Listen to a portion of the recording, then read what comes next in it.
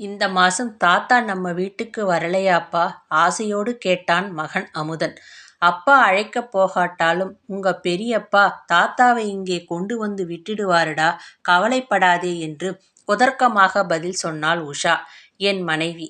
அப்பொழுது என் அலைபேசி மணி ஒலித்தது. எடுங்க, உங்க அண்ணனாத்தான் இருக்கும். உஷாவின் யூகம் சரிதான்.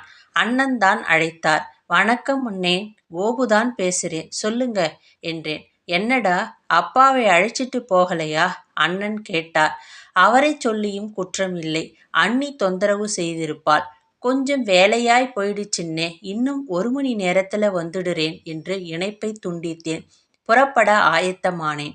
அப்பா, எனக்கு ஒரு சந்தேகம் என்றான் அமுதன். என்னடா சந்தேகம்? தாத்தாவுக்கு நீ பெரியப்பான்னு 2 பிள்ளைங்க. தாத்தாவை மாறி மாறி வச்சுக்கிறீங்க. உனக்கு நான் ஒரே பிள்ளை. உனக்கு வயசாயிட்டா 1 மாசம் நான் பார்த்துப்பேன். அடுத்த மாசம் நீ எங்கே போவே?